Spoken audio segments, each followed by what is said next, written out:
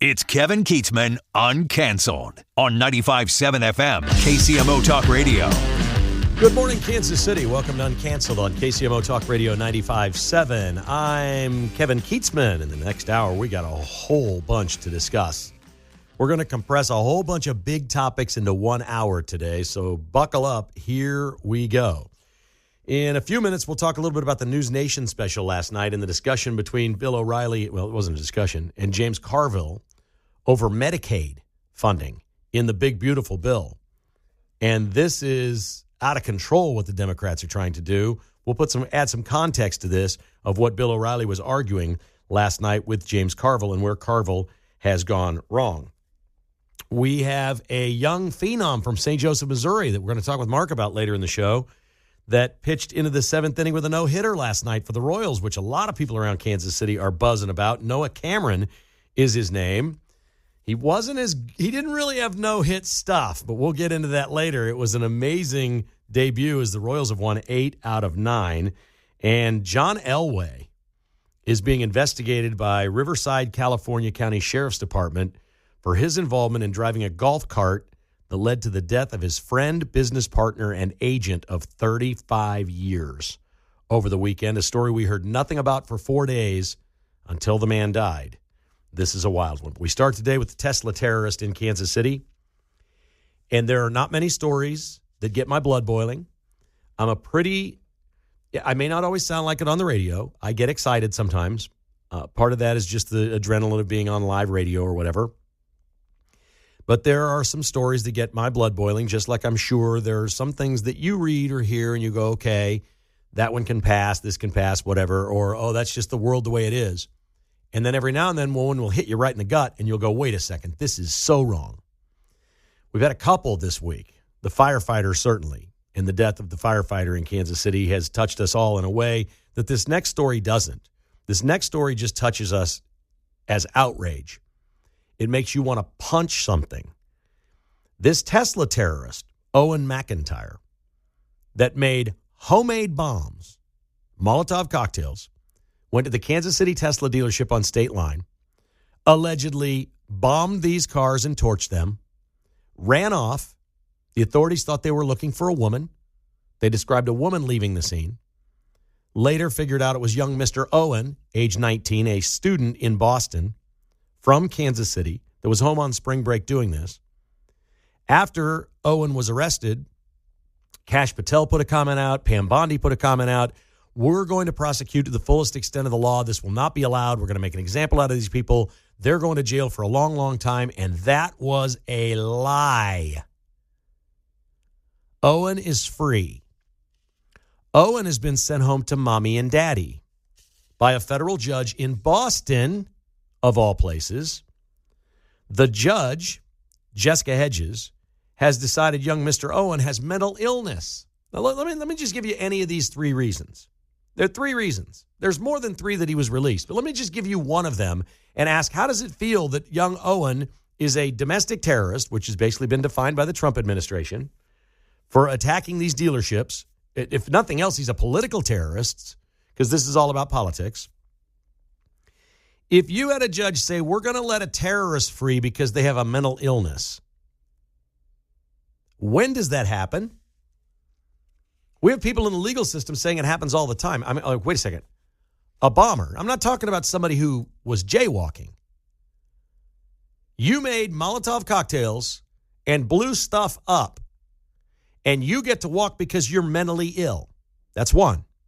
The second reason given was, oh, young Mr. Owen has gender dysphoria, and jail is not a good place for someone with gender dysphoria. What? And then the last one, federal holding areas, because he hasn't been convicted or he's been charged but not convicted, federal detention centers are not well equipped to provide the proper medicine necessary to transition from a male to a female. So Owen's got to go home to mommy and daddy. What the hell? I am livid. This is the lead story at Breitbart.com. This has all the markings of a national story that will get pounced on and become a big deal over the coming weeks. Pam Bondi, Kash Patel, Donald Trump, everyone all the way to the top need to be asked about the Kansas City case. This is going to become the lead case of all the Tesla bombers. This man started transitioning in March and now needs meds. Well, we know you bombed a thing and you're a terrorist. Look, I can't even comment on how this happened. I'm going to assume, maybe I shouldn't, that Jessica Hedges, the U.S. magistrate judge in Boston, is a flaming liberal that is sticking a giant middle finger to the Trump administration by letting this person loose, saying, well, there's precedent for this, and I'm sure there is precedent for this. But not on this crime, and not something as high profile and a national discussion like domestic terrorism, which seemed to be a theme from the Biden administration, if I remember right. Domestic terrorism, they said, was the number one threat to America. I think Trump, Bondi, Patel should all come out and say, we agree with Joe Biden. Domestic terrorism is the number one threat to America, and we got to have young Mr. Owen back in jail now. I don't know what they can do. I don't know what you can do against these judges that let people go. I honestly, I don't know what you can do other than speed up the prosecution, convict him. This is going to lead to a conviction and a prison sentence. It's going to, even though he's home with mom and dad. But we know what's happening in this country. Every judge everywhere that's liberal is jacking with Donald Trump if they can. That's what's going on. And now it's going to be centered around Kansas City. Honestly, I've been wrong before about these things. I don't know how this doesn't become a huge national story over the next couple of weeks. The news cycle's always behind, so they're just seeing it and catching up with it. We just learned of this late yesterday and into today. Apparently, young Owen was released a few days ago, and nobody knew. They did this one quietly. Maybe their own little internal high five. Hey, look what we did to Trump. We got one of his Tesla terrorists and set him free. He's home with mommy and daddy in Kansas City, Missouri, because he's just 19.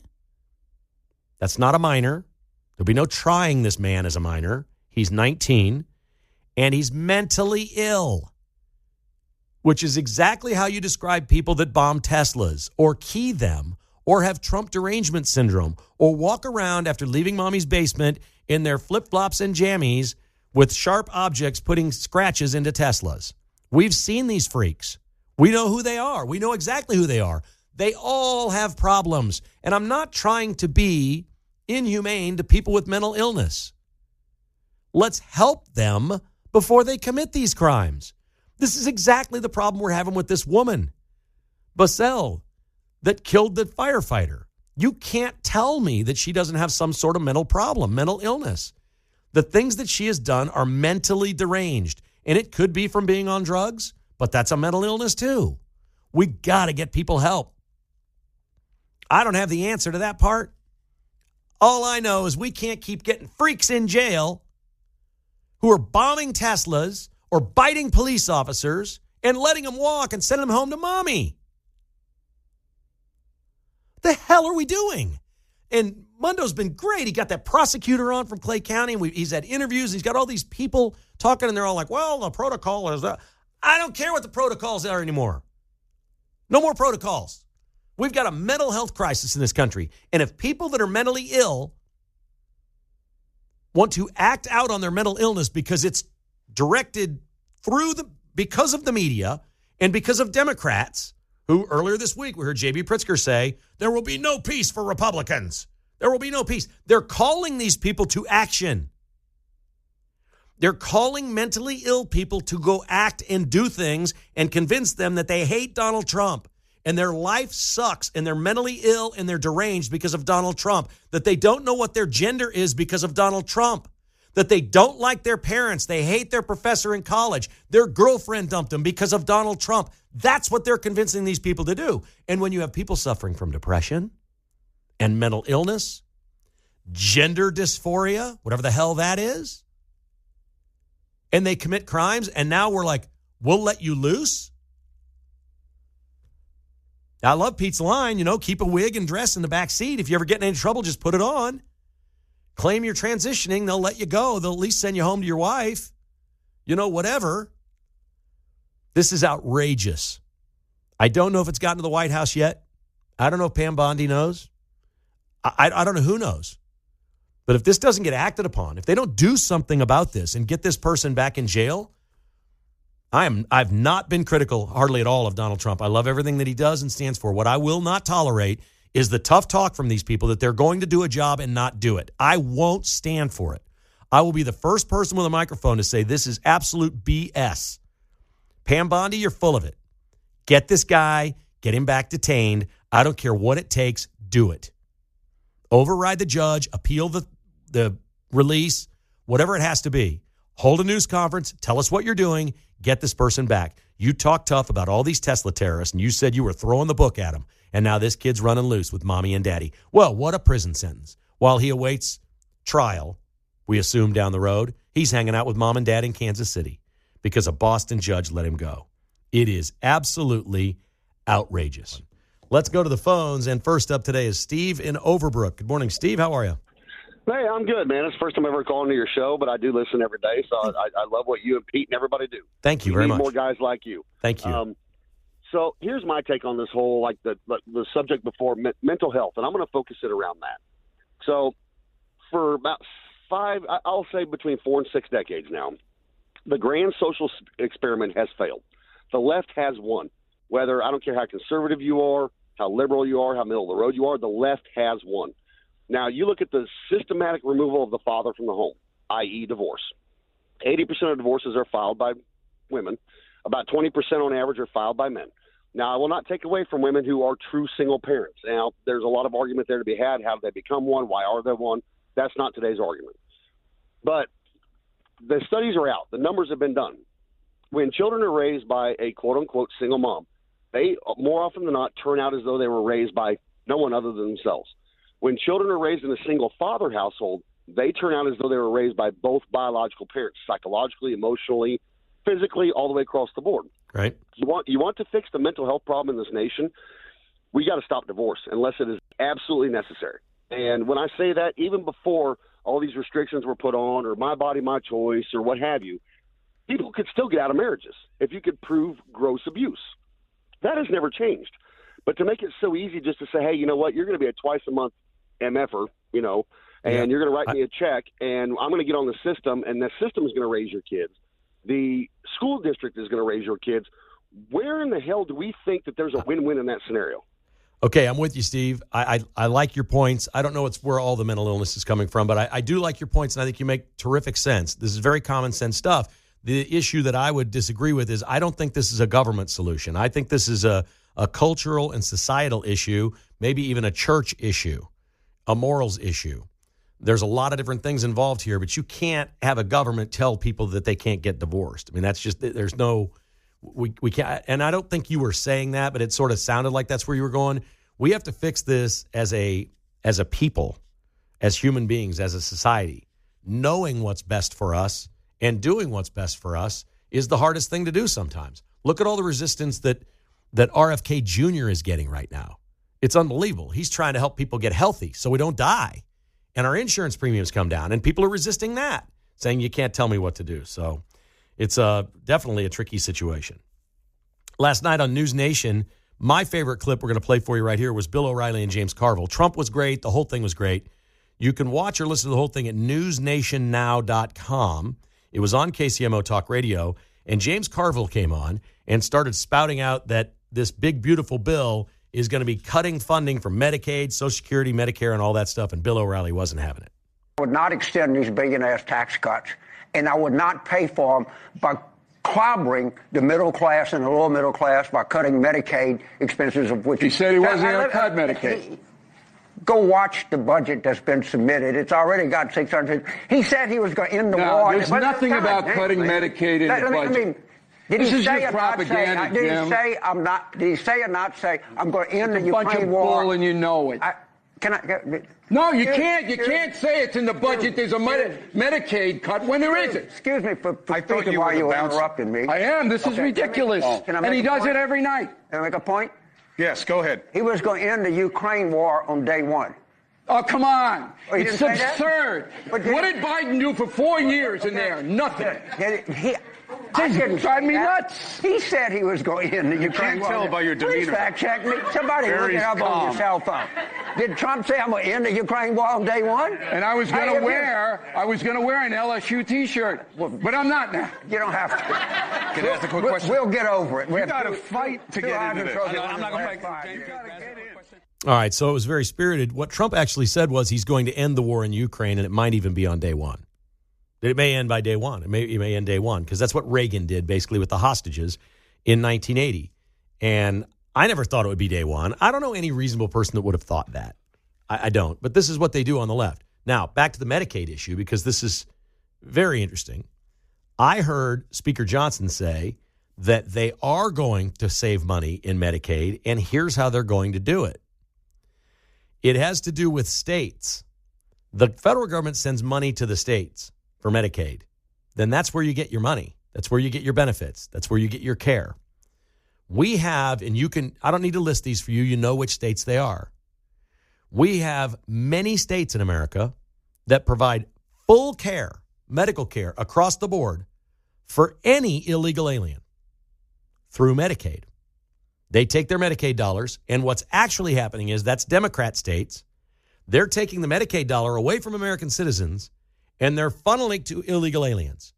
And that's going to stop. In this big, beautiful bill, if they write it into the bill, they can say the Medicaid money that's coming to you, okay, cannot be used for anyone other than an American citizen. They can write that into law. It's a bill. It becomes a law. That's what they're going to do. Now, if they want to back out all of the money, which they know has been spent on illegal aliens, they're not cutting anything. They're just cutting what the illegal aliens got. That may happen, and I'm for that. This is Uncanceled on KCMO Talk Radio. I'm Kevin Keatsman. We're back in a flash. All right, we are back on Uncanceled, and to the phones we go. We got some folks want to chime in on some of these things we're talking about today, which is excellent. Also, still ahead is John Elway in trouble. It is absolutely possible that he is. We'll get to that in a few moments. Here is Michelle in Overland Park. Good morning, Michelle. How are you? Good morning. Good. I just wanted to thank you, first of all, for the story on our Kansas City Tesla bomber, because I had not heard that. So I appreciate you bringing that to light. And I do have a concern that he is back as well. I don't know the rest of the story, but is he on house arrest? Yeah, yes, he's been sent home to live with his mommy. That's what we do at the federal level now with domestic terrorists. You're mentally ill. You don't know if you're a man or a woman. You need your meds. Go home and stay with mommy. Are mental institutions closed? Apparently, yes. I think they are. We used to have them. There were all kinds of federal institutions where we could put people.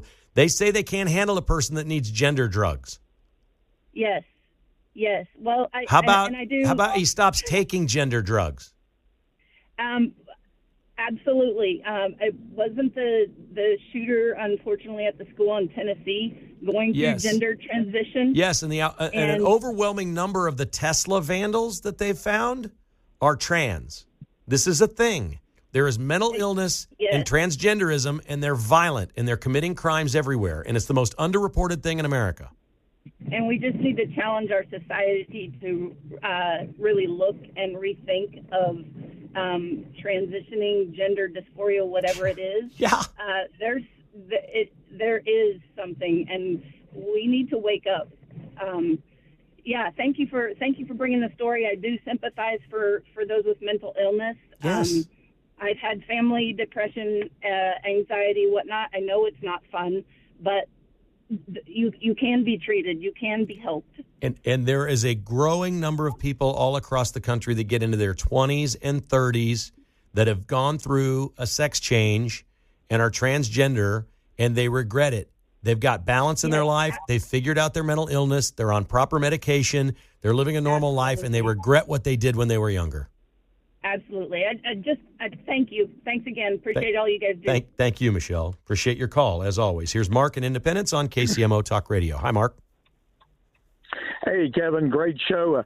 I called up for another reason. I'm going to interject it in a minute, but I'm retired military, and since the judge believes that the jail system can't handle transgender care, why do the liberals believe the military can? They're going to put a M16 in a kid's hand that's having mental problems? That's an excellent point. Truly an excellent point. And I think it's over. We're not dealing with that right now. But there's going to be a Democrat president again. Are they going to go right back to it? Well, probably so. That's all the more reason not to ever elect a Democrat again. But I just wanted to state also the main reason I called is I just heard on the radio, and you can confirm it, that Mike Walsh have been fired in relation to Signalgate. Okay, so you broke up for a second. What did you say you heard?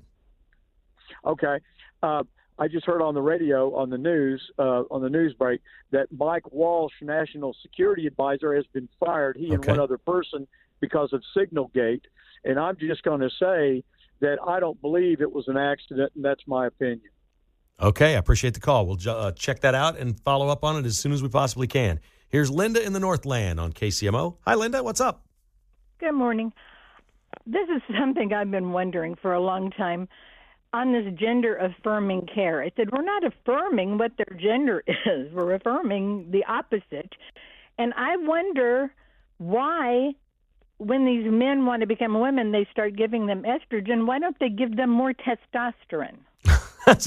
Because you can't. I mean, that's what I don't understand. Affirm what they really are as opposed to the other, and maybe it will make a correction. Maybe it won't, but are they looking into that? Well, you go to your doctor and you say this is what they want, and then they do it for you. It'd be like going in for Botox in your lips and they give you collagen. I mean, you can't just give them the opposite of what they want. You understand? These people are walking in saying, I'm willing to pay for this. Here's what I want, and the doctors are giving it to them. Well, I don't understand the doctors. What happened to do no harm? I mean, okay. that's off the table. I don't know. Okay, so let's reverse this a little bit, Linda, and this is not gender specific. We've all seen plastic surgery's gone wrong, haven't we?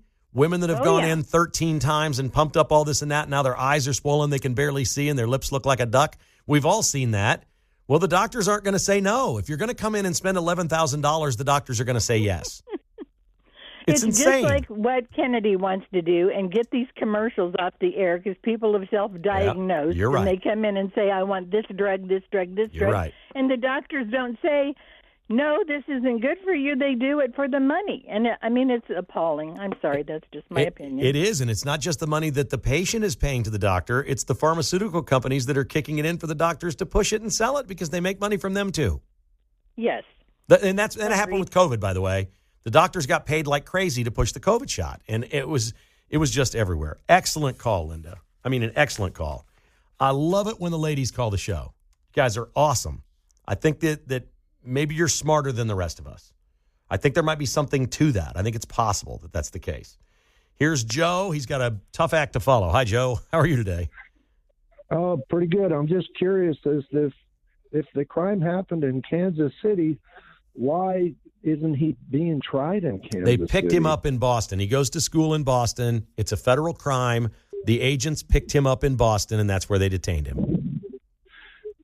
But would they eventually put him or bring him back to Kansas City to stand trial? I don't have that answer. Not if he's in that court. Again, it's federal, so it doesn't really matter which state. Oh, okay. It's a federal crime. Right. That's where they picked him up. So essentially, you commit the crime here, you get picked up somewhere else. They detain you there. Perhaps the trial would be in Kansas City, Missouri. I'm not a lawyer, so I don't know. But that's the reason, the Boston connection. He goes to school in Boston. He came home on spring break. He torched some Teslas because he's got mental illness, gender dysphoria, and he's taking estrogen and all kinds of medicine to grow boobs. And then he's got long hair and looks like a girl.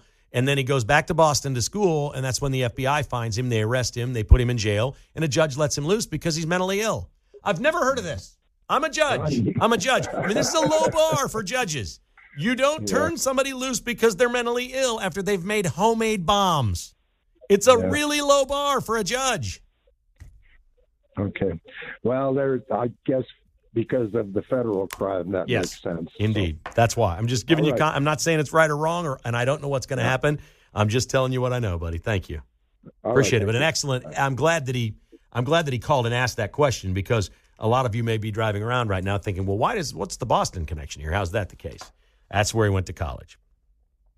Now, there's a story that's got red flags all over it for me today, and that is the incident with John Elway, the great Denver Broncos quarterback, general manager, businessman, pitchman. Everybody knows John Elway. And John Elway had a 35-year friend that was also his agent, and his business partner, and they were very close. His name was Jeff Spurbeck, and they were always together. They owned a winery together. They loved drinking wine. They just tremendous friends. This past weekend, they went to Palm Springs to a music festival called Stagecoach. On Saturday, when they were done at Stagecoach, they went to an after party. When they were done at the after party, John Elway and his wife, Spurbeck and his wife, and Elway's son all get onto what's being described as a golf cart. Now, don't think of the golf cart that seats two people on a golf course. It may have been that, but I doubt it. This is John Elway. These are big-time, really, really rich celebrity people. It's probably one of those people movers that you see Taylor Swift going into Arrowhead in. Probably. I don't know that, but probably. That seats maybe 6 people or whatever. And Elway reportedly was driving. And as he's driving back to wherever it is that they're going, his friend Spurbeck falls off the back, hits his head on the ground, and is lying there bleeding and still awake a little. And Elway calls 911. They rush him to the hospital, and they literally learn that there's almost nothing they can do for him. They artificially keep him alive, according to TMZ, so they can harvest the organs and donate them. This story was going on for 4 days with John Elway and one of the highest profile businessmen agents in the NFL. He had 100 players in the NFL that he represented over the years. This man, Spurbeck. And nobody knew this happened at a public place and an after party. We've not seen photos of Elway at the concert. We don't have social media posts. I mean, it's going to be coming. It's got to pop up. Why did we not know this John Elway story for 4 days? We know celebrity news like nobody's business. Palm Springs is where a lot of celebrities go for privacy. Their authorities there are known for protecting privacy in every possible way because it's loaded with celebrities. It's why a lot of celebrities get out of L.A. or wherever and go there and have a second home there. They can live a relatively normal life outside of Hollywood and that circus that it is. Or Denver, where certainly Elway can't go anywhere without being mobbed. So I don't know what happened. You don't know what happened. But a red flag for me is the story happens for 4 days and we don't know it until Wednesday when the man is declared legally dead. And Elway puts a post up that he's lost his friend. And it's such a tragedy. The man was with his wife. The women were there. The son was there. What happened on that golf cart? And why is the Riverside County Sheriff's Department investigating the incident? Because they are. There may be nothing. I know a little bit about golf cart accidents. I was in one. It was my own fault. Long time ago, playing River Oaks in Grandview. This is back when it was okay to drive in the rough instead of just fairway only. And it was a Saturday morning, and I was due at work at like 1 o'clock. We used to play at 6 a.m. because I worked at Channel 4 and had to go in. And my buddy's in the cart with me, and I'm driving through the rough, and there's a cutoff tree and a stump that I don't see the front of the buggy cleared it. But the middle part of the buggy where the transmission thing comes down caught it, and I hit my shoulder on the bar that the roof was on, and my buddy kind of just basically just rolled out of the cart. We weren't going very fast. Those things can happen, but almost every cart accident that I've heard about or know about, and I've had friends seriously hurt in cart accidents, involve alcohol. Most Stagecoach concert events involve alcohol. Most people that co-own a winery together drink alcohol. I don't know what happened on that buggy. None of us do. But something went wrong. It doesn't seem that somebody would just fall off. Maybe he was just drunk and fell off the back. I don't know. But this is horrific. And it is an open case in Riverside County, California. And it's not getting a whole lot of play. Right now it's just dude fell off a cart and died. That's not normal. 5 people in a golf cart is not normal. Have you ever seen Taylor Swift in any real jeopardy at Arrowhead of falling off the cart and dying? In fact, has anyone ever fallen off a cart, one of those people shuttle carts at Arrowhead, driven by somebody that was sober and they were sober? Doesn't happen. I don't know what happened. Maybe they were somewhere they weren't supposed to be. Maybe it was as simple as they were driving off into the desert to take a shortcut and hit a rock or whatever. I don't know. But that's not normal what happened. People don't just die falling off golf carts. And I'm very curious about this investigation. Sometimes I just see stories and they bring up red flags for me, and this is one of those. I thought I'd pass it along to you. One more call before we break. Here is Shonda calling in Olathe. Hi, Shonda. How are you? Hey, Kevin. I'm doing okay. Thank you for taking my call. Sure. I know I'm a little late to the party, but I listen every day to you guys. And wanted to just comment, the lady that called in about the, if I may say, lunatic that lit up the Teslas. Mm-hmm.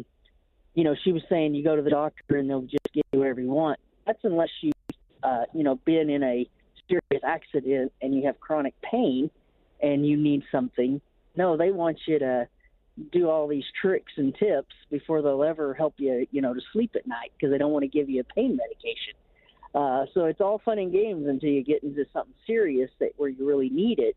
But they'll be pumping these kids full of this stuff that changes their brains and their neurotransmitters where they do this kind of stuff. So it's just backwards. It is. I'm a little hesitant to generalize medicine that way and put all doctors in one category because I think we do. I just think this might be like the judges that we're seeing in some of these cases. Yeah. Wouldn't you think that maybe 10% of the doctors out there are just flaming liberals that want to change sex for anybody that wants to do it? Absolutely. I think that's You're really exactly what we're talking right. about. I don't think I know we're not talking about my doctor because he ain't doing this. I got a conservative doctor, and I know he ain't doing this. There's no way. He's going to send you away and say you need mental help. Yeah. And that's what needs to be happening. Unfortunately, they closed all the assigned asylums. And there are no more for long term where these folks need to be. But I thank you for taking my call. Great call, Shonda. Outstanding. Yes. And the mentally ill among us are causing problems. And it isn't medicine and sex changes that they need. It's analysis, therapy, observation. Why couldn't we keep that crazy lady that killed the firefighter detained for a little bit longer after we found out she'd been biting cops? She'd already committed other offenses. Now you're biting cops. Something's not right here. Let's hold her. If we need to change the law that says, okay, it's not about a flight risk, but there's a mental health assessment that needs to be done, why is that not written into pretty much any violent crime? That we can hold this person for mental observation and not release them to the public. If it's a Saturday, you've committed the offense, I'm sorry, you got to stay until Monday. We're going to get a psychologist in here or somebody in here to evaluate you and find out if you're a threat to the public. We have got to start doing that. And if it means people get detained for a couple of days because you committed a crime, I don't feel sorry for you. Here's what I don't want. If I ever bite 2 cops and I'm in jail and miss the show for a week, don't feel bad for me. I should be there and they should be looking into what the hell Radio Boy did. That's just a fact. Uncanceled continues on KCMO Talk Radio. All right, Mark Van Sickle, you got big shoes to fill. I think this was one of our better shows today. The callers were excellent. We had 3 ladies call the show today. I'm always pleased with that. Outstanding comments by all of them. How would you rate the callers of this show today? Rating the callers of the show, man, the ladies would definitely have to be top 3. I mean, it was good today. No offense to all you other men out there, but that was great. No, it was really thoughtful. Some really, really good discussion today. What do you think we should do with this Tesla terrorist? I mean, I think that the person should still be in jail. Yeah. I don't think that they should. I don't know about the whole gender affirming care stuff. Like, if it's going to make them flip out and be weird, maybe they should still get it in jail. But I don't know why they can't still give it to them in jail. That's the thing. I think it's because it's not necessary. Yeah, it's not like true. It's not like they're diabetic and they need their insulin. Yeah. It's an optional thing. Mm-hmm. Would you give a woman her Botox injections in jail? No, I don't think so. So I'm assuming that's why, which I'm for. I think this has to become a national story, don't you think? I mean, don't you think the right wing, the right side media are going to jump all over this thing and get to Pam Bondi and try to figure out what the heck's going on? I think so. I saw Riley Gaines tweeted about it yesterday. Okay. So I think that'll start rolling the ball a little bit. It's got to be coming. This from Redfin, which is a real estate site. Redfin reports that home sellers are greedy. Who would have guessed that? It's the biggest gap ever reported, apparently. What home sellers are asking and what the average sales prices are they're selling for now have a $39,000 average gap in America. That's pretty big. That doesn't mean houses aren't selling for good prices. They chalk this up to a lot of people know what their house is worth now, and some of them have really low mortgages and they don't want to move or whatever, but they'd consider doing it if the price was right, that they'll sort of list their home and squat on it if they get the real money. So let's say that the average is $39,000. If you've priced it $80,000 more than what you probably should get, and somebody's willing to pay it, somebody may be willing to sell their house and move. Sounds like we're getting greedy out there. I mean, a couple of years ago in 2021, that's why we put our townhouse up, because just to see, we thought, you know what, the housing prices are going up. If we can get over what we're asking, we might as well move into a bigger house, and that's what we ended up doing. Okay, so it did sell for you. You were really pleased with what it sold for. Yeah, it worked out. Yeah, that's what people are trying to do right now. That's pretty cool. John Anthony with a great stat today. I hadn't heard this, and I really don't know his source, but it's awesome. We're the 7th deadliest bird-killing city in America. Kansas City is. That's rough. What is it? 50. Oh, he's giving me a 50. Oh, here he comes. Come on, John. I need context on this one. John works really hard during this hour doing a whole bunch of other stuff, which is why you don't hear his voice a lot going on. very often here. But now he's trying to hand signal to me, and that's not going to get it. I love the story. No, there are too many numbers. Channel 5 had the story. Oh, Channel 5. Okay, but it's some sort of study. 7th deadliest city for birds. And it's because the windows reflect and the birds fly. That's my guess. I haven't delved into the story. I haven't been really that concerned about aviary health. Well, let's do the three of us here. How many bird deaths at your house, John, over the years, your entire lifetime? I see it more where I work in these reflective windows. So I've seen 2 or 3 where over the course of a spring, a cardinal just beat itself to death. You know, literally. What about they fly in and die? Have you had that happen at your house? Yeah. They think they're sometimes they think they're flying on through, to an open window, but other times they think they're attacking another bird that's close to their nest. Yeah. It kind of happens where the trees are real close to the window, like even right here. Fantastic. Mark? We've lived in this house for 3 years, and we've had 3 bird deaths. Wow. We have a pretty big window. And one this spring has been constantly attacking the window at itself. Yeah. It hasn't died, but it's just been attacking itself. I don't remember any of the birds that attack themselves dying. I'm telling you, we've had at least 10. And this is going back to the 90s, okay? Yeah. The other house we had at Falcon Ridge was pretty high up, and we had these big windows, and every spring a bird would just fly in thinking it's going off into the blue skies. And you'd be in the other room, and you'd go, bang! We go, uh-oh, bird strike. Yeah. Okay, Mark, real fast. Noah Cameron, 6 1/3, no hits. What do you think? Love it. Love it. I know he's going back to Omaha, but I'd like to see him up again this season. He walked 5, and they hit him really hard. That's true. But he finished it all right. See what kind of downer I am? The Vince Show's coming up next. Thanks for listening to Uncanceled.